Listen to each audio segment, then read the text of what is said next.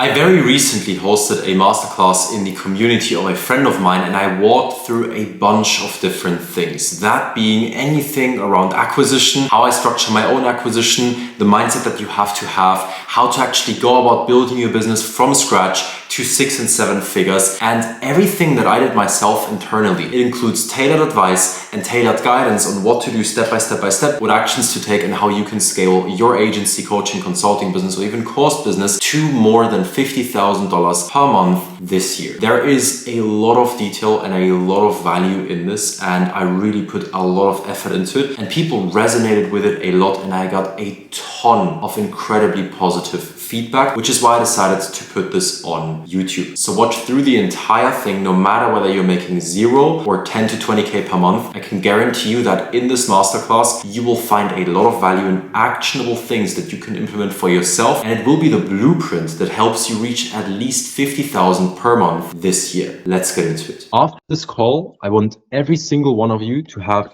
full clarity on what to do moving forward, what to focus on, what actions to take, what not to take, how to actually build out the most important systems in your business, how to prioritize, and all of that good stuff. So I would say we just dive right into it. The first thing I want to explain is the reason as to why I decided to dive into these topics in the first place. Most people, when they start out, and as soon as a couple people in here like that as well, like to procrastinate a lot on actually taking the actions that they need to take to get the results they want. And a lot of people don't understand that the reason for them not taking action is because they lack clarity. Because if I was to tell you, if you just do this, and this, step by step per day, and you do it for 5 days straight, and then you make 100 grand, you would do it. There's no one that wouldn't. So the reason as to why you don't take the actions you need to take is because you lack the clarity on what to do. Okay, that's the first thing. So first off, let's dive into industry and service. For your industry, I know that, for example, Rohan, you said that you had an OnlyFans marketing agency and you want to transition to something that's, a bit of a better one. And you're currently looking at different industries and just what you want to build. For your industry, there's 6 different points that you have to tick. There's an objective side of things, and then there is a subjective side of things. Okay, objective side of things is 4 different points. Market needs to be big enough, needs to be growing, easy to target, and to have enough people that can pay you well. Many markets tick this. Few markets actually tick the subjective side of things, which is 2 things. Do you have experience in it, and do you actually enjoy it? I'm very much opposed to what a lot of people in the space say about making money, because a lot of people say, yeah, you don't have to do what you like, you don't have to do something you enjoy, just do what needs to be done and you'll make money. The concrete billionaire doesn't care about concrete. That's the biggest bullshit that I've ever heard. And the reason being is because when you focus on what makes you the most amount of money and what you enjoy, you will make a lot more money than when you focus on something that makes you money, but you don't enjoy. Because naturally, you won't do it for as long, you won't work as hard, you won't give as many fucks, and you will just make less money. The concrete billionaire doesn't care about concrete, but maybe he actually enjoys building teams, hiring people, negotiating deals, talking to employees. Maybe he likes building out the fulfillment infrastructure, whatever that may be. There is enjoyment in that process. And this is the way I like to live my life. I'm not saying it's the right way, but I think we don't have much time on this planet, and I want to enjoy my life to the fullest. And the way in which I can do that is if I make sure the thing I'm doing 12 hours a day isn't shit. Okay? Because otherwise, why would you do it? This is also one thing. That's only the process. There is no goal. I know about 95% of you guys in here will think I have this one goal. Let's say it's 10K a month or 50K a month or 100K a month or even $1 million a month, whatever that may be. You have this one goal and you think when you get to that goal, then you're going to feel excited and feel fulfilled and you're going to live your dream life. It doesn't work that way. When you're there, you want the next thing. And I know that you don't yet really can imagine that, and that's fine. But I know it because I've done it. The emotional state you have right now, the way you feel right now, the reason, and this is why I tackle this, the reason as to why you started your business, that emotion will still be there even if you have a lot of money. It doesn't go away. So how do you actually attract the life that you want and attract the amount of money that you want? You have to focus on what's inside of you. Your emotions. What emotions do you like to tap into and focus on a daily basis? Because if you on a daily basis tap into joy, abundance, love, and positive emotions, and you are in that state, but then you take that and act upon it, then you will immediately see better results. There is no way to get rich quick overnight, and money won't make you happy. So ask yourself, why do you want money? Money makes you happy because money is what's getting produced out of you getting better. And it allows you to make sure that your family and yourself are taken care of financially. And that's fucking amazing. Okay. Anything else, cars, watches, doesn't fucking matter.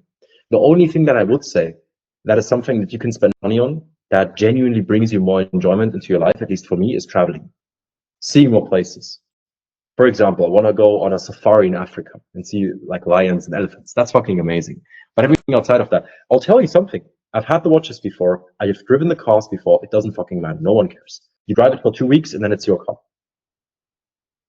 So ask yourself, why do you truly want it? People say building a business is easy and simple. It's fucking not. It's hard. It's tough. And it doesn't really feel good. And that's okay if that's what you truly want, but you have to be clear on that. Okay. So just to set a couple expectations here. Now, that was for the industry, for you as well, Rohan. I hope that helped. For your service, this is one thing that a lot of people get wrong as well. A lot of people think, oh yeah, let me now do the AI thing. Let me now do this. Let me now do that. It is not about the service that you have. You can do anything. You can do Facebook ads, YouTube ads. You can do appointment setting. You can do content agency, whatever you want to do. There's a lot of different things out there. Do it. It's not about what you do. It's about the quality of it. The reason as to why I can charge my clients so much more money than other people, although I do the same stuff, is because I can do it a lot better. If you don't get paid well, then either one or both of these things are off. Two things. Either you don't know how to market and communicate, and or you just suck at what you do. And that's okay. But you have to first get to the realization, hey, I actually am not good at this, so that you can then learn and then grow from that. I've made investments into myself, for example, multiple times throughout my entire career. I've had 4 or 5 different people mentoring me, consulting me. I bought every course under the sun. All the people you know, Charlie Morgan, Iman, obviously, Serge Katari, all of these people, I bought the courses, right? I bought all of them. And what it taught me is that it's not about that. It's about having someone by your side, whoever that is, but they have to know what they're talking about. That guidance is what you need. But you need tailored guidance. Because me sitting here telling you, yeah, just set up an appointment setting system and just charge more and talk to rich people, right? Won't help you. It's about specifically what you have to do. Because there's a big difference between understanding something and truly understanding the detailed process. Okay.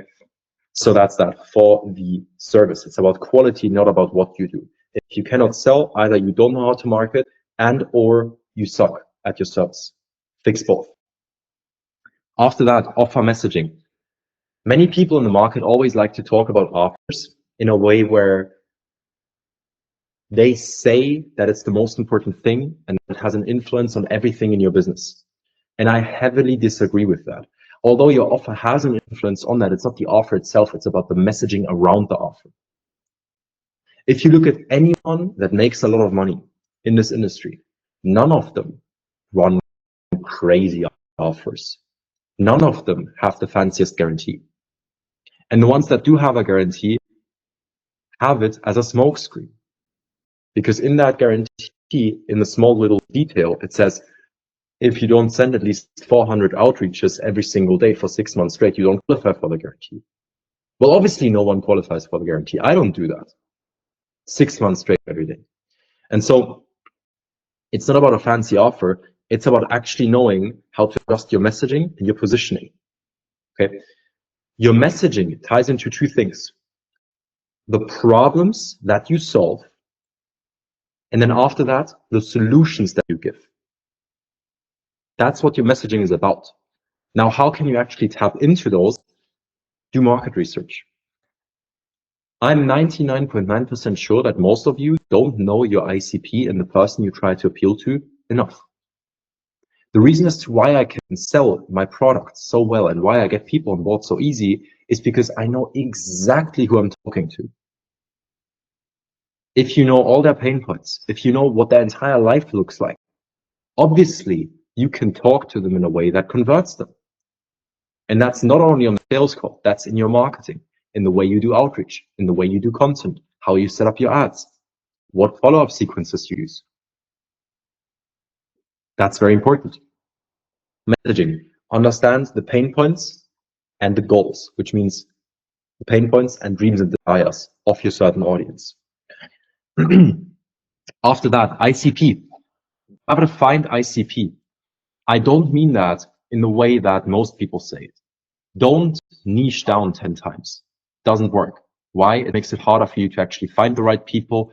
And it's just weird. Bro, I don't want to work with gardeners that only operate in the area of Munich, that only clean this one certain type of house. First of all, again, it's harder to target. Second of all, I find it boring. The reason as to why a lot of people always tell the market that they should niche down and focus on one thing is because, frankly, most people are incompetent. It's not that hard to have two different audiences. It's just that it requires a bit more effort and actual energy of thought. So niche down, but don't go too deep. That's very important. And for your ICP, what you want to do is you want to create two lists. A list of do's and a list of don'ts for your ideal clients, which means that essentially you want to have a list. This is what I have internally as well. You want to have a list of 15 things that you want your clients to have or do, and 15 things that you don't want your clients to have or do. Why is this important? I'll tell you why. The way in which you market needs to be you talking to the biggest fish in the room. Why is that? If you talk to the biggest fish in the room, everyone below that listens. Which means that if you say, for example, on a webinar, and I've done that before, if you say, by the way, if you make anything less than 20K a month, you can drop this right now because this isn't free. Guess what? Everyone that makes more than 20K a month is going to feel drawn to you because they're like, well, this is exactly for me. And everyone that makes less than 20K a month will be like, damn, fuck this guy. I'm staying on. I want to hear it. And so because of that, when you define exactly who you talk to, you literally attract both who you want and who you don't want more. Which is weird, but that's the way it works. So if you know exactly who you want and who you don't want, and you express that in your marketing, you'll attract everyone. And then on the calls, filter them out. If you have too much volume, in that case, set up a qualification before people can book calls and route them differently based on their answers. You can use Typeform and Calendly for that, works the best. After that, positioning, framing. Your positioning has to be dialed in. And the reason being is this. The only reason as to why you would make a lot of money in business is because you are different from your competition. If you want to make a lot of money, be better than the competition. Better doesn't necessarily mean better, it just means different. So the bigger the gap between you and your competition, the more money you make. And what does that come down to? Positioning. What is positioning about? Your USP, your unique selling proposition. What is actually unique about you, right? Why would someone go with Chris or Will or Rohan or Marcel or Adnan or Runel or whoever? Why would someone go with you rather than one of the 10,000 other people out there? Why? Answer that question for yourself and then integrate it in your marketing. I'll give you a couple examples. For example, for my agency offer that I have, the way I position myself there is this. So Essentially, my agency offer is 7,500 euros per month plus a 10% net revenue share. Now, that is not a low fee. That's not a small fee right there. So you got to be very good at actually messaging and marketing that offer to people. Otherwise, they won't buy. And so that's the offer. Okay, what does the offer entail? Well, if I speak about it in broad terms, it's just I do anything and everything that makes them a lot more money. Now, if I were to market it like that, they would be like, you, I'm not paying you that stuff, right? Why would they? Now, if I come in and I tell them, look, John, so the way in which we work with our agency clients is very simple. When you come on board as an agency client, I come into your business as a literal business partner. I go above and fucking beyond with everything and anything that needs to happen. If I see that we have a landing page that's not converting, I'll go ahead and fix it myself, or I'll hire one to do it. If I see that we need paid ads set up because they're not running, I'll hire a media buyer, make sure they do that job and manage them. If I see that we need a sales team, I'll hire them, I'll train them, I'll recruit and manage them. If I see that you don't deliver your clients' results, I'll hire an operations guy that I know, and I will consult you on how to actually build up the backend. I come into your business as a literal business partner. Now, a normal business partner would charge 50-50 from your business. Currently, you're making 70,000 per month. You want to get to 700,000. Normal business partner would charge 50-50. I only charge 7.5 plus 10% net revenue share, which means that you don't pay me 35,000 a month. You pay me 7.5 plus 10% net revenue share. And that stays like that. Did you see how I just made a 7.5K a month fee plus a revenue share? Sounds small. It's about the positioning that you have. For my partnership offer, for example, in that case, I have a lot of different angles, right? A lot of different USPs. And by the way, this is not to brag or be arrogant, but I know that my partnership offer is the most valuable one in the entire market. I don't know anyone in this market that I operate in with that offer that goes above and beyond for their clients / partners like I do. That's a USP, but many people can say that. Okay, what can many people not say? I'll give you another example.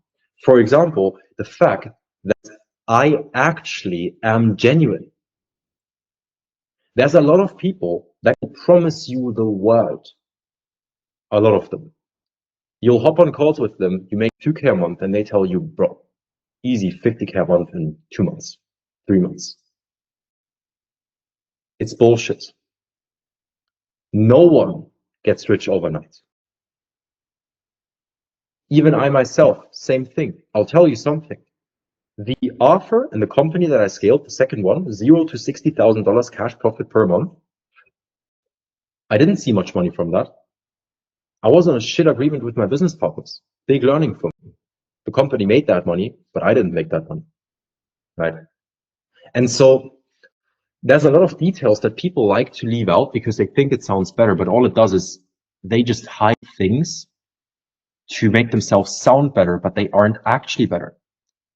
I'll hop on certain calls with people, for example, and I will tell them, hey bro, based on what you told me, I know I can help you, blah, blah, blah. I think we can get to 6K a month within 3 months. Literally. I had one guy jump on board today that I told exactly that number in that time frame to. Why? Because I was genuine. I also spoke to people before that I told to, bro, 50K a month in 6 months, cash profit, easy. Why? More experience, better foundation, more work ethic, already had sales experience, etc. And so, because I've worked with so many people, I know exactly what people can achieve in a certain time frame. Am I always right? No. Can you make more than that? Yes. But I would rather under promise and over deliver. And so that genuineness of just genuinely saying what I think they can achieve, that is my USP. One of the many things that I can use. Few people do that. Now, your certain USP, your certain thing that makes you different and positions you differently, you will find out over time, or you have to have someone telling you. Sometimes you have a conversation with someone, no matter who it is, maybe a friend, maybe even an employee, maybe a mentor, whoever it is, And they will tell you, hey bro, have you by the way noticed that this one thing no one else does but you do, and you can tap into that to make more money? Okay. Otherwise, many people will just get that USP and find out about that USP via just taking action. And that's it. Runel, what's up, brother? Speak up. Hey Elias, how are you? How is it going? I'm doing very well. How about yourself? Very great. Just mastered my Grand Slam offer and very proud of it.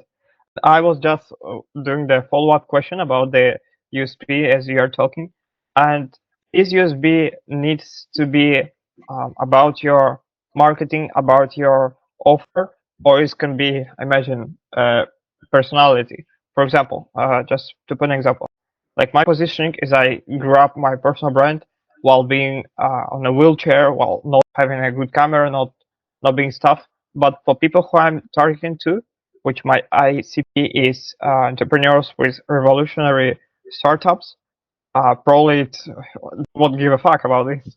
But well, if you could speak about like in terms of if the USP only needs to be about marketing or it can be other things. It will be everything combined. And what you just mentioned, Runel, the fact that you built that brand without a good camera, etc., that is an amazing USP. Why? I'll give you an example about this. I had a client before. I actually want to sign him again, but didn't yet get to do that. His name is Wojciech, and he, for example, was clinically depressed, tried to commit suicide and take his own life 3 times. Literally. He had like 10, 20,000 in debt. So like he was, no joke, in the worst position you could be in, pretty much. There's few things that are worse than that. And he came on board. I'm not his therapist, or wasn't his therapist, by the way. He had a therapist, but he came on board. I made sure to take care of the business side of things for him. He had a therapist as well, worked through it. 8 months later, has a company that makes 5 million a year in revenue. Crazy. Now, what I can tell people there, Runel, is that I can tell them, look, you're in a comfortable position. You have money. You're not depressed. You're not stupid. You can work. I can help Wojciech do that, and you can't make 10K a month. Same thing for you. I can do that, and you can't create content and get a following. Right? Yeah. That's crazy. Yeah. So Yeah, you can use that for your USP, but just combine it with everything. Everything you have, that's your whole USP in one. Does that make sense? Yeah, exactly. Like all you mentioned about like you made 7K, I believe it was, and 10% of commission make feel very small because of the 50%. So I was thinking about combining the stuff of, well, you see, I've created a personal brand of 16K followers, reached out to many good people in the niche, and you are have all the resources you have the filmmaker, you have my service done for you. You already have the knowledge and the time I put there. So you basically have everything, and it's impossible to not succeed. And by the way, I'll also offer like full guarantees and stuff, and also combine it with the fact of what was I saying? I forgot what I was to say. But yeah, it was something related to what you've said about the your USP. So yeah, okay. That's cool, bro. Just one thing about that. Mhm. I'm very against guarantees for a variety of different reasons. I think thinking about the worst case scenario happening when you're just starting out in the relationship isn't a good thing. Also, there is nothing guaranteed in life and nothing guaranteed in business. So it doesn't make sense to provide guarantees. In business, you have to take risks to grow, and your service is just another one of those risks, right? Same as mine, same as everyone else's. That's at least the way I see it. If you want to provide guarantees, and if you see that it helps you sign more people, amazing. Use it as a joker. So when people are kind of struggling and not really sure whether they should get on board, sign, use it as an incentive. Don't just give them the guarantee up front. Exactly. when they start to hesitate and stuff? I wouldn't even say when they start to hesitate, bro. In sales, a no is expected, right? Because people will come up with all the bullshit reasons as to why they shouldn't do it because they're scared of spending money. That's it. It's not that they don't see the value, that they don't see the results, whatever. It's oftentimes they just don't want to spend the money. They're just scared, right? And take that away from them. I'll oftentimes tell them, okay, obviously, John, completely understand where you're coming from. It makes perfect sense to me. Let me just ask you one question about that. Do you think that currently you're not in the financial situation that you want to be in because in the past you didn't take the risks you should have taken that would have made you grow? So you essentially take the objection that they have and throw it back at them as the reason as to why they are not where you can get them. Wow. Very well. I will write it down, bro. It's an amazing objection solving stuff. 100%. Yeah. Those but then keep in mind, Runel, this is one very important thing. It's not about the objection handling techniques. It's about being truly confident in your offer. And this is it's not like you take that way of handling objections and you're kind of sleazy and slimy with it. It's just that there's different perspectives, right? Some people say courses are scam. I think courses, if it's the right one, is fucking amazing. It's two different perspectives. Is either one of them right or wrong? No, because it's not black and white. There's a spectrum. Spectrum, right. Exactly. Any other questions from your end, Runel? Yeah. About guarantees, when I was defining my offer, I saw the Hormoz's course, his training online, and he also said about like there are very different types of guarantees, and I also will use them only like as a final weapon, if we could say it like this. And I have two of them. Which first one is first month I have like 3 months. My offer is for 3 months. First month you pay for the setup and for monthly implementation. Yeah, they're like the all of them combined price for setup and 3 month implementation is 6.88k. And I the guarantee is if you don't like it, you don't pay. Like nothing really for the first month. What is it? Is it I give him 90% money back basically. So and from all the resources he received, he already will cover this 10% of difference. And why I don't give that 100% is because I will pay for the editor. And the second guarantee is for the result. If we don't achieve the result in 3 months with these conditions, like if you, like Charlie Morgan, if you come to all the calls, if you implement all this stuff, then you will achieve results. If you're not, we'll give you 100% of money back. So if you could say something about this. Bro, I think either of them are good. As I said, I'm not a fan of guarantees. I just think it's not a good thing to do. But if you want to use guarantees, I think those are fine. That's good, bro. Okay, thank you very much. Won't disturb you more. Of course not. Okay, Chris, what is up? Go for it. Yeah, so I have a small question. I don't want to keep everyone waiting, but it's a really quick one. So you talk about how you can use if Starbucks to help a guy, was depressed to make a ton of money, 5 million a year. What do you do when you don't really quite have proof of what you do? Because right now we changed our offer from helping YouTubers just get views to helping YouTubers, finance YouTubers make $100,000 in 6 months.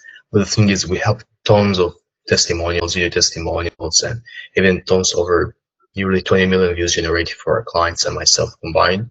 But we don't have anything that we tracked for the money side, so I can't really use anything for that. Okay, I'm gonna break a limiting belief here. A lot of you think that you have to have all these crazy results and all the logic and all the tracking and everything to sign clients. It's not true. It's just not true. To sell anyone on anything, you have to sell them on 3 things. You have to sell them on the mechanism, you have to sell them on you, and then you have to sell them on themselves. If you take all 3, they sign. the sales assets that you use and leverage tailor to one multiple of these three. So for you, right, you didn't track and actually attribute the views to a certain amount of cash collected. Bro, if you're on a call with someone and someone actually objects that, first of all, Chris, I think that they are very likely objecting about that because you subconsciously think that's a bad thing. You're thinking, fuck, I can only say views and not money. And that's because that's your belief, right? And subconsciously, you drive the call into that direction where you make them ask and question, right? I'll give you another example, bro. I have, in the last 6 months, never had anyone ask about case studies besides once, which was very recently. And that one time was when I mentioned my dumbass wanted to talk about proof of what I do. And then they were asking more about testimonials and case studies, about what I've done. I triggered that subconsciously. And it's the same with you. Let me ask you this, Chris. If you truly believe that your service will make people a lot of money, because you say, okay, you said you work with people in finance? Yes, finance YouTubers, finance coaches. Gotcha. If you truly believe that your service makes finance coaches a lot of money, that you believe that the views you get them are not only there in a quantity, but also a certain quality, then you can easily logically break down to them how it makes sense, right? Okay, John, you have 100K subs. You currently, on average, get 5,000 views per video. That's a very bad ratio. We can get you to 20,000 views per video. Right now, John, your videos per video, on average, you make $510. Okay, that's on 5,000 views. Let's say we get you to 20, 4x your revenue. You now make 2,000 something per video. Does that sound like it's a good ROI for you? Right? Views, like if you get quantity and quality of views, they indirectly equate to money. So you just have to be able to logically break that down to them, right? So that's that. Also, one question. How do you currently reach out to people? Yeah, so right now we just started a couple days ago a new outreach strategy. I think Charlie Morgan talked about it in his course, but my mentor basically told me about it, and he just sent him a custom video where you just ask him if they give you permission to pitch to them. And I'm doing that right now, and actually much better results than how I got in the past with just text. Okay. One thing that I want to say here. Whenever something gets used too much, it doesn't work. The reason as to why some people see amazing results with outreach and others don't is because few people use it. I have partners that, for example, do the perfect cold video pitch with, works fucking amazing because close to no one does it. There's very few people that know about it. Charlie is mass market. I was in his course 2 years ago. There's probably tens of thousands of people that went through it since then. All of them have access to the same information. So there is thousands of people now. Bro, I literally had someone send me that exact video yesterday. Now, what's the chances of that? Low. What's the chances of that if many people do it? Pretty high. And so, first of all, that video used to work back in the days, doesn't work anymore. Maybe you get some results with it. I don't think it's good. The reason being is this. Every single one of you in here wants to have amazing clients, amazing case studies, big results, and just big payments from your clients. You do not get that. Let me be very clear about this. You do not get that by sending 10,000 generic outreach messages. And even yours, Chris, I know that you record the video on the spot, etc., and that's not that generalized, but still, bro, I can pump out 200 of those in a day. It's work, but I can do that. You can train setters to do that as well. And now, here comes this. Everything in life that is easy to do or get isn't worthwhile. Most times. Okay? And so what I mean by that, especially in business, if something is too easy, everyone and their mom is going to do it. And then it doesn't work anymore. And so what's the solution? How can you actually get high-paying clients, clients that make a lot of money, clients that are amazing? Bro, actually put effort into your outreach. Not in terms of copy paste, copy paste, copy paste, copy paste. That's not effort. That's brain dead activity right there. Use your brain power. Make high effort, high value, personalized pitches to your ideal clients. And only talk to those. I have partners, for example, Costin. He's currently working with a guy called Mark Shapiro. I don't know if you guys know him, but the guy has 600K followers on IG, makes 6 million a month in real estate. And Costin got him from 62,000 a month to $220,000 cash collected within 19 days. Costin has a rev share on that, right? That's a big client. I have another one, Aviral, 1.5 per month, a couple months ago, working with me. I told him, bro, go for bigger people. We implemented a strategy. He's now making 20K a month profit. He's in India. Okay. You know how crazy that is, 20K a month in India? You're living like the king there, right? Now, Adnan is doing this. Now, he actually signed one of the biggest Buddhist gurus in all of India recently. Guy gets 40 million views on YouTube a month, makes $200,000 in profit a day, has 500,000 people listening to him in person. Now, another one. The Prime Minister of India kisses his feet. Now, he got that client. That guy paid him $120,000. How did he get him? Aviral got his business partner to fly out or go to the place where he stays, go to one of his retreats, go talk to him in person, and in person he sold him. No Charlie Morgan outreach method could have reached that guy. No chance. I have multiple partners working with big people, every single one of them, high effort, personalized, high value pitches. I worked with a consultant before. Guy has Dan Locke as a client. I don't know if you guys know who Dan Locke is, but Dan Locke makes $5 million a month. A month, okay? What is that, 60 million a year? That's crazy. That's proper rich. Now, my previous consultant signed him exactly in that way. High value, high effort, personalized pitch. Signed him when he was making 300K a month. I don't know the specifics, but I assume that he gets paid $400,000, $500,000 a month from just that one client. It takes one client to change your life. I'm telling you that. If you get one big client, it will change your life. There's people around me as well that are kind of in my closer circle, friends of friends, also friends, etc. Bro, for example, I have one guy I know, he built a software company, $0 to $10 million in 3 months. And he was in talks with a company with 850 employees to sign them for that software. That software was like, I think $500 per year per seat.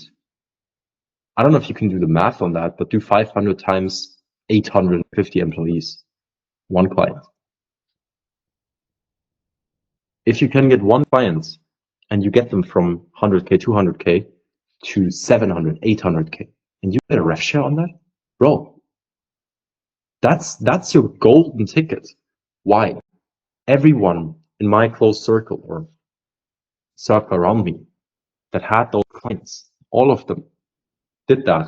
From there, they got so many more because all the big people know each other, right? That guy, Aviral, he can sign anyone in India because everyone in India knows that dude. I don't know what his name is, to be fair, but everyone knows him. That's what he told me. And so you can sign anyone. Same thing if you have a big client in the international market that everyone knows. If you work with Beyonce, everyone, every music producer, every artist, everyone wants to work with you because they're like, fuck, you work with Beyonce or Jay-Z or Kanye West, whoever. These big names draw so much attention to you that you'll get a lot more clients like that. Plus, you can now sell info. Here's how I sign XYZ clients for this amount of money. Proof. That's a couple million in profit a year right there. There's very few people that succeeded through signing small deals. Very few. And those people are mass market. Look at Hamza. Hamza has like 2.5 million people following his YouTube. That's crazy. That's what, right? Now he makes what? His community probably makes $250,000 a month. That's nice. That's recurring revenue. That's amazing. But keep in mind, to make that, he had to build a following of multiple millions of people.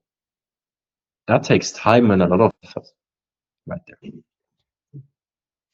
Here's another thing that I want to clear up for you. If anyone ever brags to you about how much they work per day, they clearly don't know how to build a business. Now, when you're starting out, you have to work hard, 100%, and that is okay. All right. But, and this is very important, when you get out of the newbie stage, of the stage where you're trying to start out with your business, build systems, build automations, build processes, automate things, and hire a few key positions. For me, for example, that would be one assistant full-time that does everything admin. Emails, calendar, all people that text me, all calls that I get, everything tax related, everything related to travels, anything I need to book, any people I need to talk to. Like that assistant is literally doing everything. Booking my barber, everything, okay? Then one person for content ideation, cutting, editing, and posting. Streamlined, done. I just need to press record. Okay, 2 people on my sales team, 2 setters that are absolute A players. I have 1 setter right now. Books 5 to 8 appointments a day, 7 days a week, by the way, that is. And then over time, obviously you can get a closer. And then in addition to that, obviously have a tax accountant, that's very important. And then besides that, focus on what matters every day. 3 hours of deep work is everything it takes. Have a 3-hour deep work block in your day during the time where you have the most amount of energy and the most amount of focus. For some people, it's in the mornings. That's it for me. 7 a.m. to 1 p.m., nobody is allowed to talk to me. Or 8 a.m. to 1 p.m. Nobody's allowed to talk to me. I do my deep work block. I get done with the things that are actually important. There's few things in every single one of your businesses that actually matter. Now, you can do a million different things in your business every single day. It doesn't make any sense. It doesn't. Do the 3 to 5 things that actually matter with a high focus in a deep work block, and you'll get so much further than 12 hours of mediocre work, where you kind of talk to people and kind of write some stuff down and kind of do this and kind of do that. No, 3 hours, all it takes. And that's how I want my life to be, right? Because that way I can build multi-million and even 8 or 9-figure companies over time with 3 hours of work per day. Now, do I still reply to messages and call some people, etc., outside of that work? Yes, of course. But that's not work to me. Talking to you guys right now, that's not work.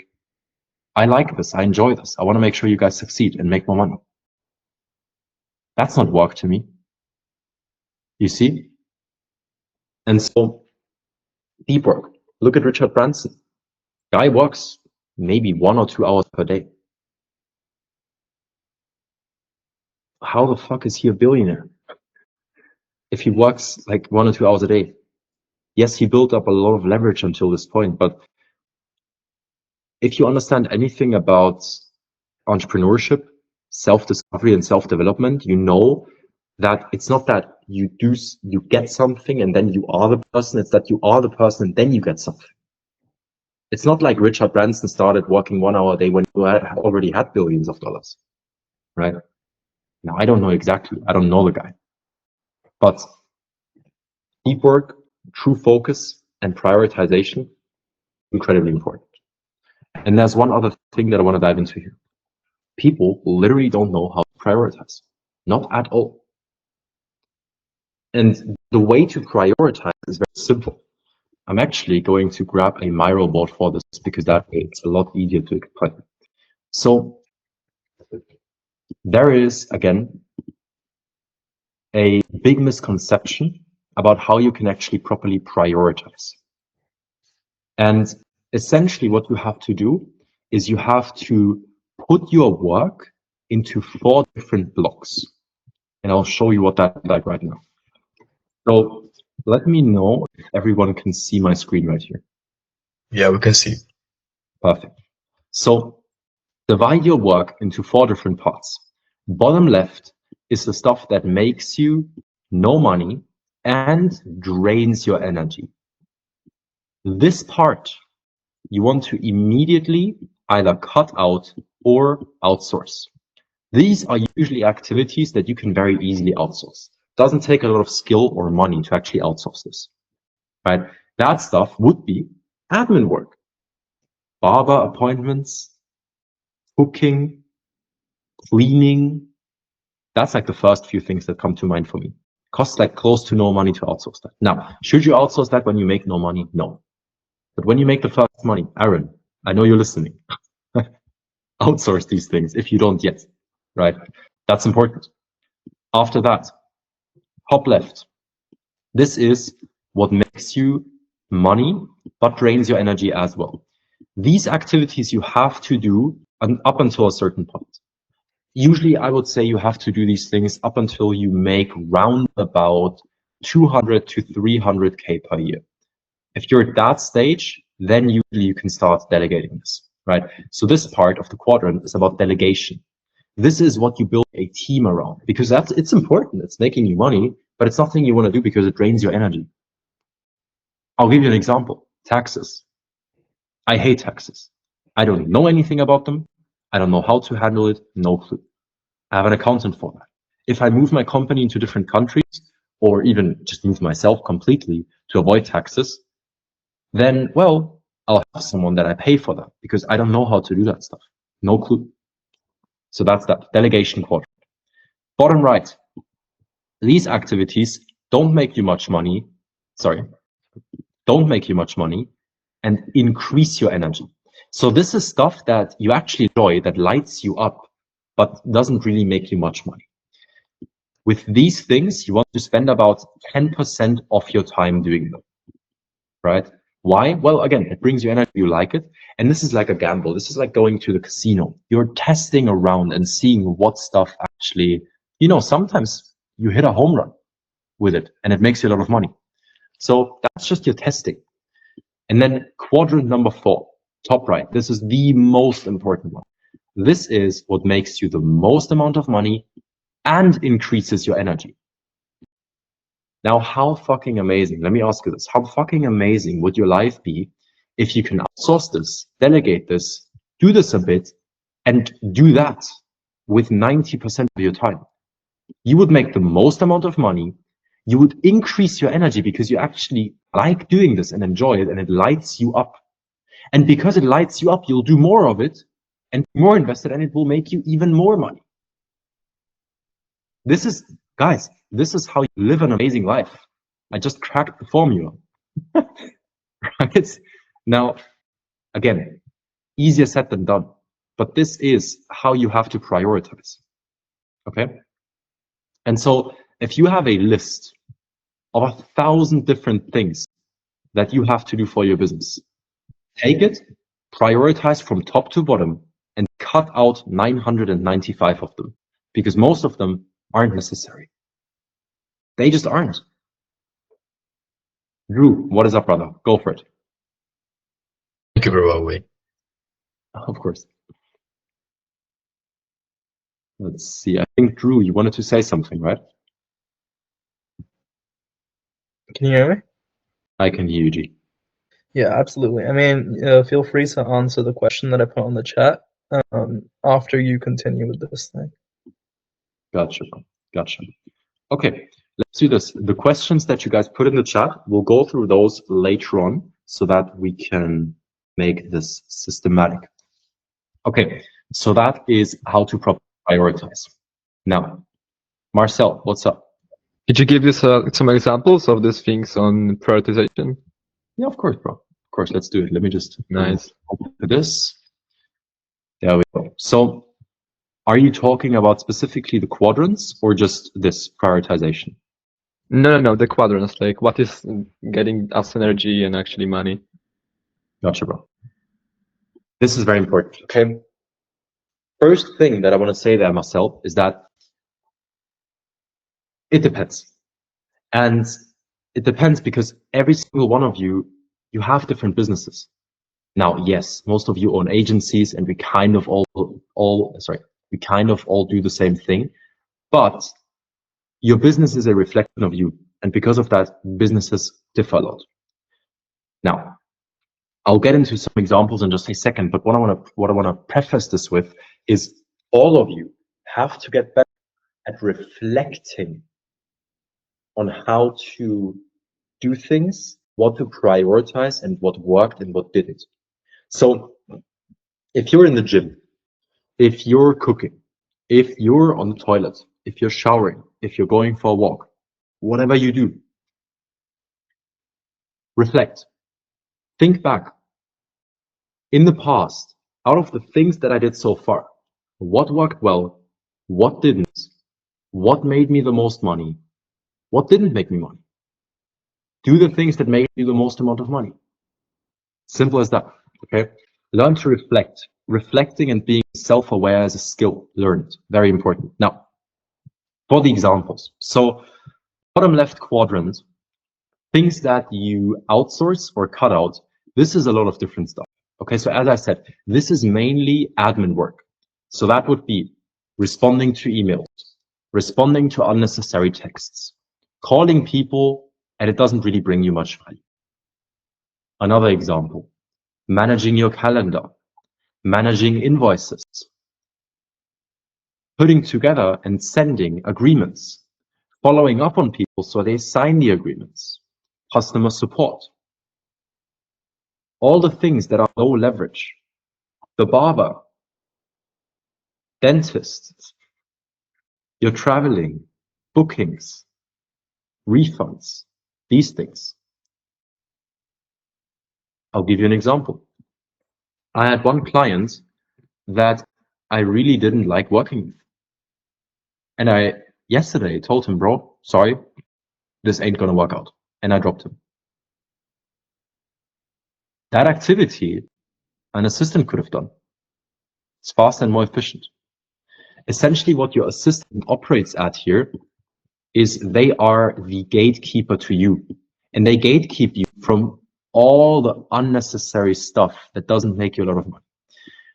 Also, to actually give you another rule of thumb here, how can you know that it's a low leverage activity and doesn't make you a lot of money? Just ask yourself, people that perform this specific task as their job, how much do they get paid? Okay, for example, I have nothing against people doing these things, by the way. I think we have to support people and it's absolutely amazing. And you know what I mean. But for example, cleaners make, depending on the country, 12 euros, $12, $15 an hour. It's not a high salary. Why? Because they are replaceable. Anyone can do it. Things that anyone can do are low leverage. Outsource.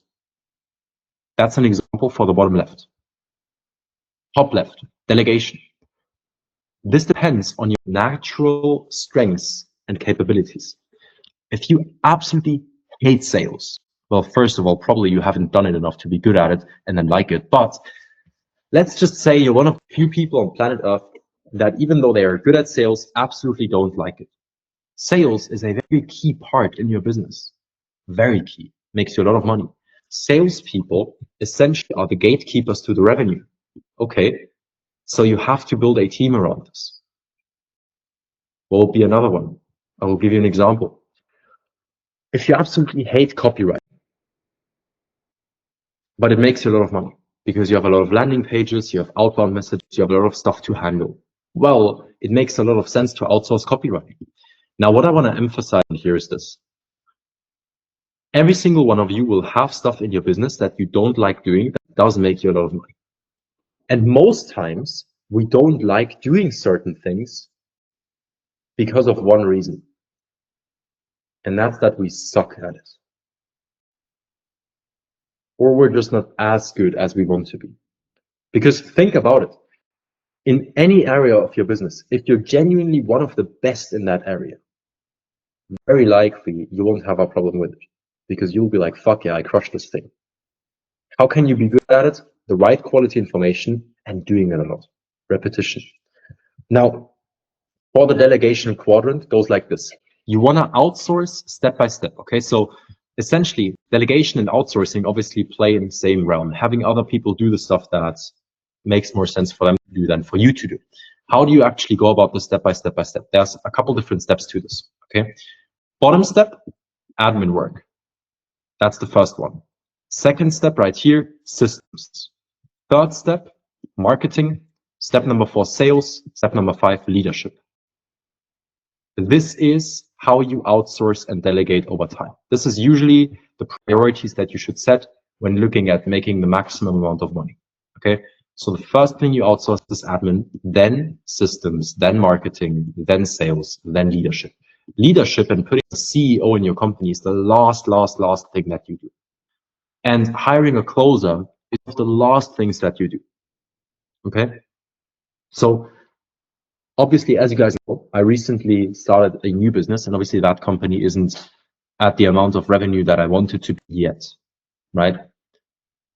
Until that company makes at least $150,000 cash collected, which will happen very, very soon.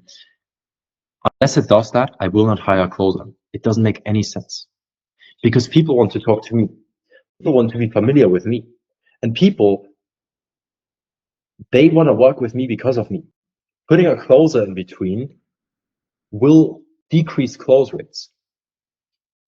Your people, this is very important. Your team will always replicate about 80% of your performance maximum. So if you close, let's say you close 10 deals out of the calls you get, if you train your closer very well and they are amazing at closing, 80%, they will close 8 people. The likelihood of closer doing as high numbers as you, if you make anything less than like 4 or 5 million in revenue a year, is close to 0. Because you, as the founder of the company, know the value you provide, the results you have, and everything else around it the most by far. So essentially, keep in mind, whenever you outsource and delegate anything, very likely the job won't get done as well as you would do it. And that is okay. Because I've heard this before from a guy that I like to listen to sometimes, very, very smart entrepreneur. I've heard this before. 80% done by someone else is 100% fucking awesome. Maybe in the beginning, you can get them on the right path, give them a subtle nudge on what direction they should get into. And then at the end, you just review the last 5% of the process and put the cherry on top. That is amazing. You just saved 80% of the work, which that time you can do whatever with. Put it into more highly leveraged activities. Maybe just chill. Because guess what? For example, before this call, I just went for a walk. Now, does a walk make me a lot of money? No. But will I make a lot more money if that walk gives me the fresh air and free space that I need, and then the calls that I have afterwards, aka this masterclass, and then after this sales call, and after that an onboarding that I have, will that make me more money? Fuck yeah. Your energy and focus is the most important asset that you have. Treat it like that. So that's that. Now, after this, there we go. We have bottom right. Now, this, bro, this is like a very specific thing. I cannot necessarily tell you exactly what this is for you, right? But maybe, I'll just give you an example. Maybe in school, you always loved doing math. You absolutely loved it. And that's the thing you enjoyed. And you did it every day. And you are amazing at it. And now in your business, the finance part of the business, you're like, oh, I like doing the numbers and filling out spreadsheets for whatever fucking reason. That is not an activity that you should be doing when your business makes multiple millions of dollars a year, because that's a low level task. You can outsource that to an accountant or a CPA or whoever. Well, if you enjoy it, do it, right? But don't spend too much of your time on that. This is like the activities that you would call artist activities, right? So this is stuff that, I don't know, you try to basically paint paintings, right? You're trying to be Pablo Picasso, and maybe one of your paintings is worth millions. Likelihood is low, but you like it. Those are these activities. Activities right here. Again, case by case dependent, right? But obviously the activities that make you a lot of money, marketing, sales, leadership, H&R. Why are these important? If you look at the agency market, if you actually look at any agency, no matter how big it is, you can provide usually two main services to them. First one, client acquisition. What is client acquisition? Marketing and sales. Second one, H&R and leadership. H&R services are usually for bigger companies that need talent. They pay for that, and they pay big. Okay, high income skills. These are high income skills. But again, your high income skills and the things that bring you energy are defined by what you tap into the most as well. Maybe you are the best at getting your clients results. Maybe you're the best marketer with Facebook ads on planet Earth. Well, then in that case, find results and talking to your clients and consulting them and doing that is the thing that makes you the most amount of money, because this is why people go to you. So again, these two, very case by case dependent, but this is what it usually is. And for these, obviously, I gave you guys a lot of examples. Does that make sense? Yeah, that makes sense. Cool. All right. Did you have any follow-up questions? Yeah, does this have a name or something like that, this quadrant, to learn more about the concept? I actually don't know the name, but I read it in a book. It's called Buy Back Your Time by Dan Martell. Actually, Okay. back here. So yeah, he talks essentially about the 3 stages in your business, right? Which is essentially the first stage, you exchange your time for money. Second stage, you exchange your money for more time. Third stage, you exchange your money for more money. This is proper enterprise level shit. This is like hundreds of millions to billions. This is anything above 200, 300K a year, up to 8, 9 figures. This is beginning area, starters area. I actually want to show you guys another graph. By the way, if you get what I mean and if you enjoy what I talk about here, just drop a 1 in the chat, because I want to see whether you actually resonate with the topics that I go over and whether that's something that helps you. Essentially, this is how to prioritize your time, right? Now, let me actually grab this quickly. What I want to dive into as well is framing, okay?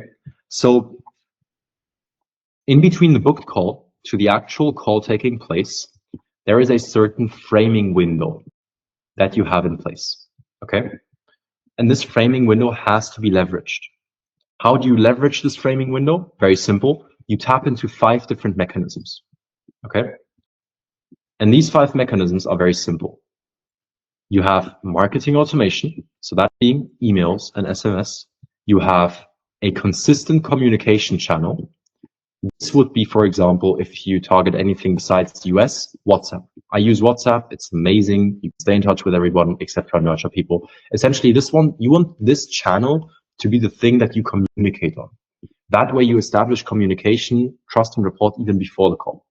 Then you want to have a landing page plus VSL in place that people get redirected to after they book the call.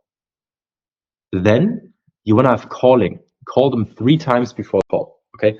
24 hours before, 1 hour before, 24 hours before, the morning of, and 1 hour before. Now, you don't call them if they pick up once. So you double dial 3 times until they pick up. If they pick up the first time or second time, just stop. Don't call them anymore. What you want to say is this. Hey, John, this is Elias. I'm absolutely excited for our call tomorrow at 3 p.m. CT, that being Central European Time Zone. I'm really excited for it. I just wanted to ask quickly, do you have the link for our call? Yes, perfect. They say no. Okay, no problem. I'll send it to you on WhatsApp. Is that cool? Okay, amazing. I'll send that over right now. I'll speak to you tomorrow. Bye-bye. That way, you make sure to remind them and they have the meeting link. Okay, and you actually have a reason for calling. So that is the marketing automation, the consistent communication channel, landing page and VSL, calling, and the fifth one is social media. Connect with them on social media platforms. Everything they have, Twitter, LinkedIn, YouTube, Instagram, TikTok, Snapchat, whatever they have. Follow them, comment, like, engage, send them a message. Very important. All of this follows one principle.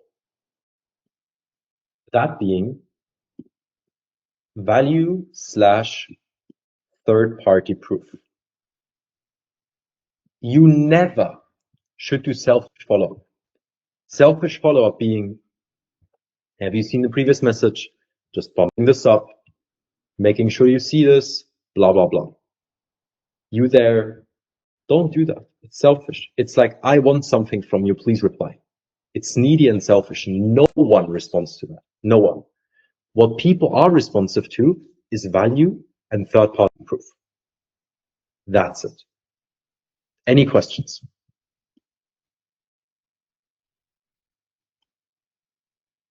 Cool, Chris. Yes, I have a question based on you told me that, you need to put in more efforts. And I just want to know a bit more of a deeper understanding of what you meant by more effort.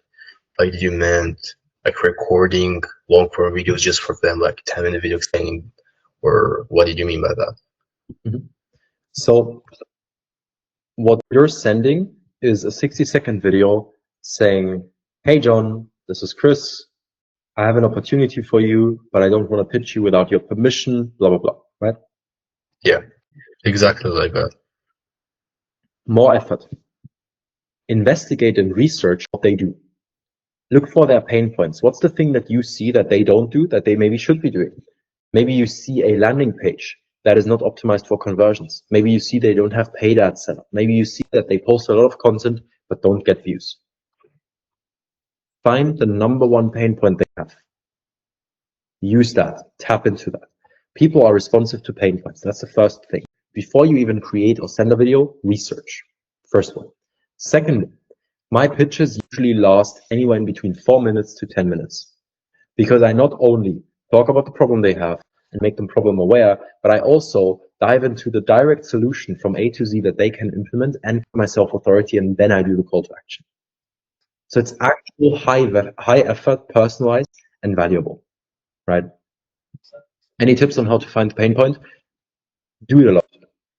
If I can guarantee you, Adnan, if you research 200 prospects in the industry, exactly, research your ICP, Aaron. If you research 200 prospects in your industry, you'll be very good at spotting this is wrong, this is wrong, this is wrong, this is wrong. Simple. Make sense? Yeah, thank you, bro. Thank you. Of course, Gene. Runel, what is up, brother? Yeah, so as you were responding to Chris, yeah, I've got a couple more questions. So okay, I'll start with the first one. And like this system you just showed us on Miro is called framing, right? Is it? Yes, framing. So Okay. there are essentially two different parts to this. So you have framing. Framing is what happens in between the booked call to the call taking place. And then there's a second one, which is called priming. And priming is essentially priming people for example, an upsell, where when you do the onboarding with people, you say certain things like, for example, okay, what we'll do is this, and this is the system we're going to run through. And then when you're at this stage, then we're going to get you on board as an agency client. I'm going to upsell you because then we can achieve X result. That's priming. You prime them for something that's going to happen in the future. Can you repeat this again, please? Of course. So framing, you frame people, which essentially means you adjust their beliefs. Priming, you prepare people for an action that you're going to take in the future. Okay. Yeah, that sounds right. Prepare for the beliefs and then to prepare for taking the action. Exactly. Okay. What else? Oh yeah. About the VSL, right? I don't have don't have a landing page at all. Yeah, if you could recommend some I don't know, low budget, I don't know, pages, and if I can create it by myself, or I need to hire someone, or yeah. The landing page is the least important part of this process, not because it has the lowest impact, but because it's the one that takes the longest time to make. Right. Focus on marketing automation, communication channels, social media, and calling. You can do that today. And then the VSL is something you can record and just send to them like that. Landing page, do that when you have a couple people coming in, more booking. Guys, one thing to keep in mind, you always want to do the thing that makes you the most amount of money. Right. Now setting up framing sequences, if you don't book enough calls, doesn't make any sense. Because you can do these things when you book them. In business, you always do things just in time, never just in case. That's how you scale. Cool? Okay. Yeah, gotcha. And another question, it was about, well, you kind of responded to this about like how to research for the pain points. As you said, you have to research for 200 your ACP clients on social media and see what they're doing right, what they're doing wrong, and kind of know that way their pain points and their problems. The other question was, you said about, you responded to Chris about the putting more effort on getting new clients, and I get it, but just on the last call, guest call we had here, there was a guy, I forgot his name to be honest, but yeah, he was talking about if you personalize it a lot, it would take a lot more time to send more messages or more looms or whatever it is. And so how do you see the spectrum of personalizing a lot and sending more volume? Let me ask you a question back for this, okay? Mm-hmm. I don't know the guy. Maybe he has a system that works. I've never seen one close amazing clients with a quantity system. I'll show you this, okay? So if you start out doing quality, what you can do is you can, first of all, perfect this system, make it good, reach the right amazing clients, amazing prospects, get them on calls. Then over time, when you have the skills, the resources, and the knowledge to actually make this go big, then you can hire, you can train, you can automate, and you can essentially take the quality system and leverage quantity alongside it. Now, Okay. if you start out with doing quantity, first of all, you won't get good clients from this. Here's the thing, like maybe you'll get clients that pay you, okay. Are they actually good clients? If someone is responsive to a funnel that clearly doesn't really do anything tailored or actually investigated them, etc. If someone is essentially responsive to a low quality outreach message, what's the likelihood of that client being a big client that pays you a lot of money and is an amazing client? I don't think it's high. If you leverage quantity in the beginning, over time transitioning to quality means you completely revamp your entire system. So Yeah. this is why I always teach quality, because when you have quality over time, you can do quantity. When you do quantity, to do quality, you have to do an entire new system. Plus, this doesn't get you good clients. This does. Yes, purchased outreach messages take a lot longer, and that's okay. I tell people that I work with to send 10 a day. That's 300 a month. That's not a lot. Yeah. It is a lot if you send it to the right people with the right pitches. Exactly. Like for example, maybe when I tried to personalize a lot, I've been spending like 25 minutes, 30 minutes to one person, to one message, one cold email, and yeah. Okay, so I'll focus on that. Cool, bro. Sounds Thank good. you. Of course, brother. I got you. Marcel, what's up, bro? Yeah, good question for you because you're quite big. Actually, you don't make like very small money or something like that. So how do you actually stay motivated in this place? Like, because I see many people just have this FOMO in them that they are just not enough and insecure about their place. So how do you stay motivated? Interesting question. How do I stay motivated? Okay, so first of all, I'm not the type of person to now tell you guys, just be disciplined. You've heard it 1,000 times. And to be frank, it doesn't work for me. It didn't work for me ever. Because, look, we're humans. We're not robots. We cannot do something that we dislike for eternity every day. It doesn't work. Even if we can do it for long, at some point we'll burn out or we'll say, fuck this, I'm going to fucking Argentina and not talk to anyone ever again. Okay? And so, how do I stay motivated? First of all, I find joy, abundance, and gratitude in what I do and have. The position I'm in, I'm a very, very, very fortunate person. There are people in this world that don't even have food to eat. Okay? And I have the opportunity to do great things with my life because of my upbringing, because I was raised in a normal family. We never had much money, but we had enough money. We were normal middle class, and I had education, I have friends, etc. I had all the opportunities in the world. And so that's the third thing. I have unlimited potential and I want to tap into that. The second thing, what else are you gonna do? Like, genuinely. Like, this is like it for me, okay? Maybe I'm just weird, but there's not that many things in my life. I would say that's something that you can genuinely do it every day. Okay, what do? I work, I spend time with my girlfriend, I spend time with family, friends, I work out, I explore, travel, maybe play some video games sometimes. Maybe there's a couple more things than that. Maybe drive cars like that. And so you see, there's not much that you can do consistently besides the thing that you truly enjoy. And so that's the other thing. What else are you going to do?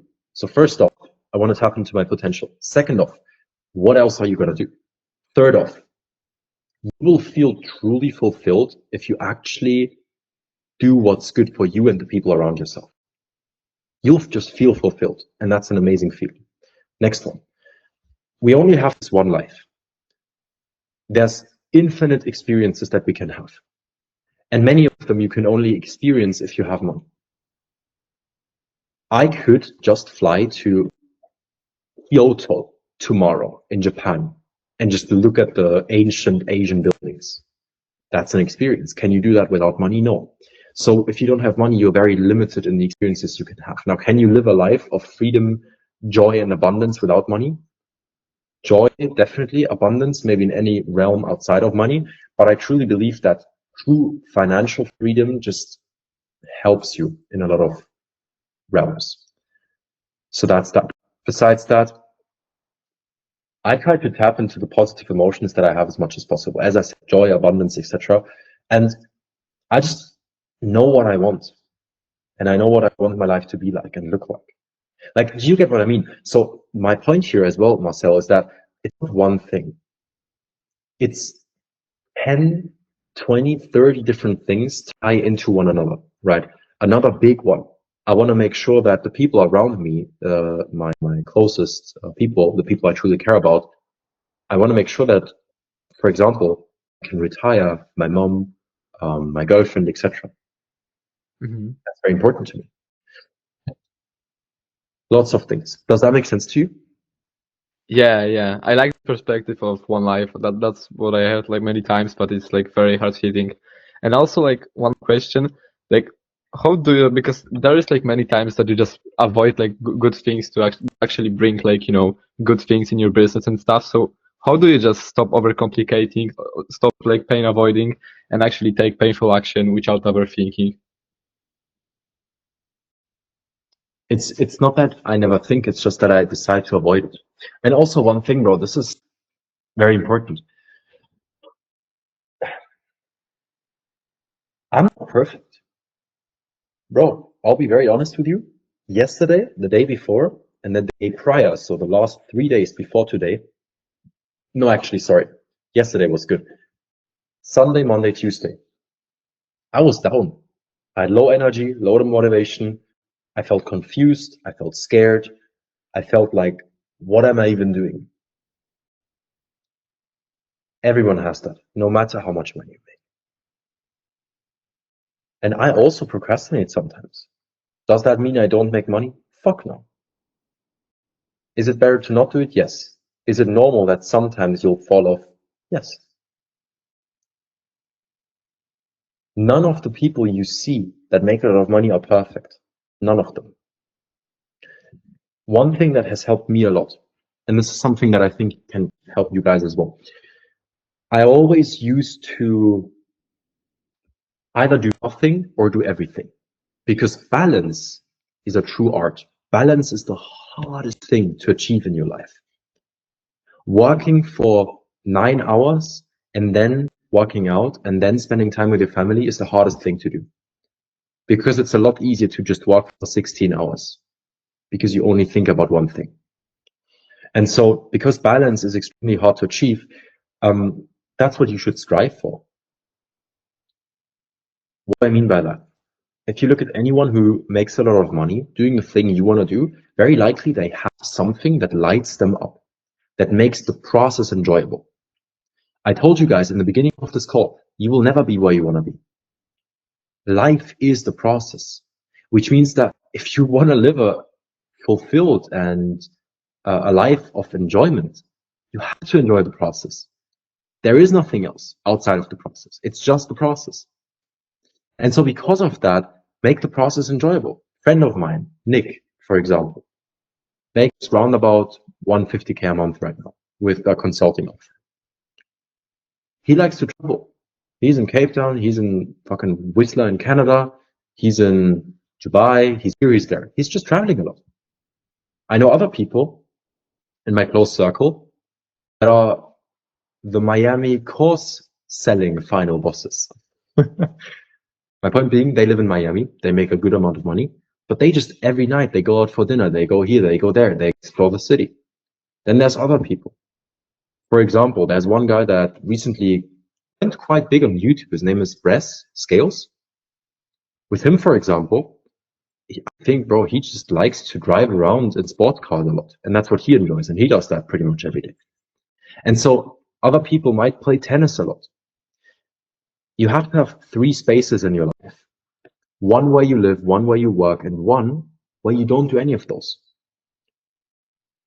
And this movement of doing something you enjoy, so you enjoy the process, keeps you afloat and keeps your work ethic and discipline and consistency steady. You don't want to go like this. That's not good. So today, I'll give you an example.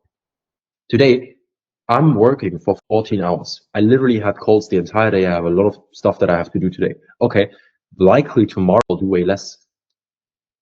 I still have a lot of sales calls, so actually probably won't be able to do that. But my point is, you have to sometimes take a step back and do something you enjoy, so you enjoy the process.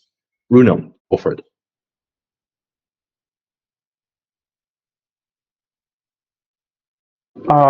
Yeah.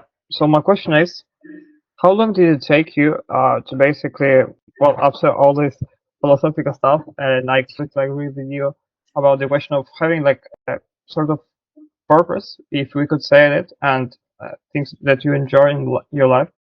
For example, for me, it's going out with friends and cinema. And yeah, copying back to my question is that how long did you take of your process to scale your agency to level of where you are right now? I bought my first course. So this is what I would say I started 2 years and 3 months ago, September 2022. But to be very clear, this is the thing. There's people that will tell you, yeah, I scaled from this to this in 6 months. I scaled from this to this in 3 months. What do you define as start? I'll give you an example. Exactly. In the beginning of 2022, January 2022, right? So towards the end 2021, beginning of 2022, I was doing a lot of NFTs. I was trading them, right? I was trying to get whitelists, trading those. I was 18 years old back then. And within 2 weeks, I made 20,000 euros profit. And I was like, fuck, I just worked for 2 weeks and made 20 grand profit. Now, I lost everything afterwards again because I reinvested it and I didn't know what I was doing. But my point being, that kind of opened up my eyes to, oh, there's actually other things that I can do to make money. Okay, do you define that as the start? Because in that case, there's a whole year in between where I just used to watch YouTube videos. Right? So yeah, for me, it also like I started my agency, we could say, half a year ago, because I like this. But my entrepreneur journey, I started it since 13, we could say like this, 14. I find some new things. And like, what was your start of your general entrepreneur journey and like this desire to make great shit in general? Desire, I would say mid 2022. Actually starting a like company September 2022. So 2 years, 3 months. Yeah. Okay, I see. Cool, bro. Chris, go for it. Yeah, so I have a question, which I'm going to be honest, I've been debating this one for like a long time since I started this agency around like nearly a year ago. Do you think outreach or like content is more important? Like which one should I concentrate the most? Because like as I told you, like I run a content agency which is concentrated on making my clients money. At the same time, if I don't run my own personal brand, it seems kind of sketchy, like who's this guy? But at the same time, like the only way to get clients is like outreach, at least at this point, because I've not got any clients from my personal brand. What do you think about this? About whether you should do just outreach or just content? Not just one, but which one should I delegate most of the time to? What do you want? Do you want short-term money or long-term riches? Of course, long term. Content. Yeah. Outreach, like here's the thing. Outreach will make you money quick. Content will make you a lot of money long-term. Both are needed. There's generally speaking only 3 ways to get clients: ads, content, outbound. Which you use, what combination, how long and where, literally just depends on what you want and what's important to you, because all of them have pros and cons. Cool. Thank you, bro. And I have a second question, like this one should be pretty short, but at what point do you think you should start paying taxes?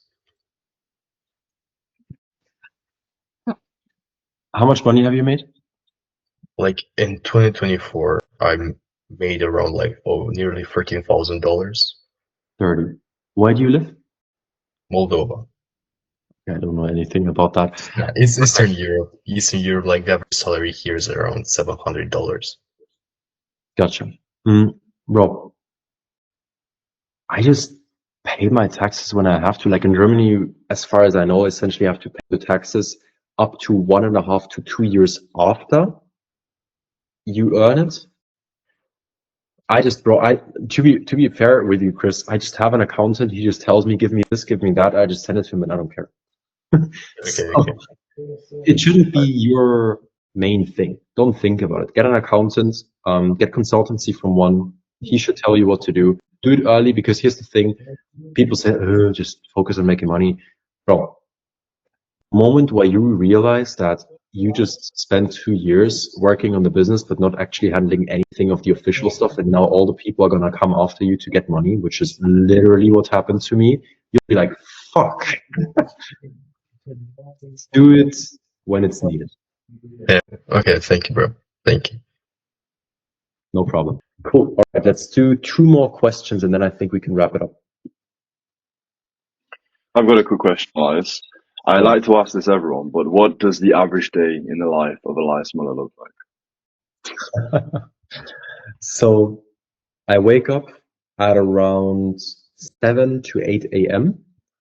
For half an hour to 60 minutes, I have breakfast with my girlfriend, just talking and eating, usually eggs and avocado. After that, I immediately get to work. First thing, actually, I have a small routine. I write down 3 things I'm grateful for. I write down 3 goals that I have. I read 1 page in a book that I have, where every page, every day is like 1 lesson, right? It's like a German book. And that takes me maybe 5 minutes, and then I immediately get to work. First thing I do is I respond to all messages I have on WhatsApp, mail, YouTube, some on Instagram and Telegram, because that's where my partners and clients are. After that, I remind all meetings that are coming up for the day that are important. Then I record 7 short form videos. Essentially, I have a framework for that of styles that I do. I record those, I cut them, I upload them, then I upload at least 5 to 10 stories on Instagram about different topics. Then I usually have meetings. 10 a.m. in the morning, I have a meeting with my sales team. That's the morning call. Then I have meetings throughout the day. That would be sales calls, connection calls, calls about other things, for example, also people that I might hire, so interviews, etc. And then in between those meetings, I will get done with small, mediocre tasks. So whatever that may be, invoicing agreements. As you can see, obviously, I need to hire an admin for that soon. Invoicing agreements, texting clients. What else? Calling my accountant I have here, routing my Stripe differently, updating the CRM, pitching people, then, for example, engaging a couple communities. So there's a lot of different things that I have to do, build out the fulfillment, record videos for that. Then I have I'm building a new landing page. I have 51 time to-dos that I have to do right on my whiteboard right here. So I just run through all of that in between meetings, do the meetings. In the afternoon, have a call with my sales team again at 4 p.m. And then I usually end my meetings at around 8 p.m. Today. I'm actually going to go until 10 because I have so much to do. And that's it. And sometimes in between, I do YouTube. When my calendar frees up a bit more and I have less people booking fucking sales calls, then I go to the gym as well. And that's essentially a day in the life right now. I love that, Elias. I'm gonna kind of build on that a little bit. It's a simple answer, really quickly. Doesn't require too much. But we've got a bunch of guys here, right? Or some starting out, some already in really good positions. But what's the hardest hitting piece of advice you can give for everyone in this call that has the chance of changing their trajectory, essentially?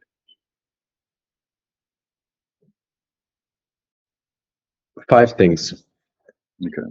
Work hard, be consistent, have the right guidance, take risks, make sacrifices. If you do these 5 things and you do them for long enough, you will make all the money you want to make, you'll be successful and get everything that you want to get. These 5 things. It's harder. There's actually a good saying about this. It's easier than it seems, but harder than you think. It's not that hard to get there, but it's a lot harder than you can imagine in terms of the pain you'll feel getting there. Was that a good answer? Yeah, that's an amazing answer. Really quick one as well.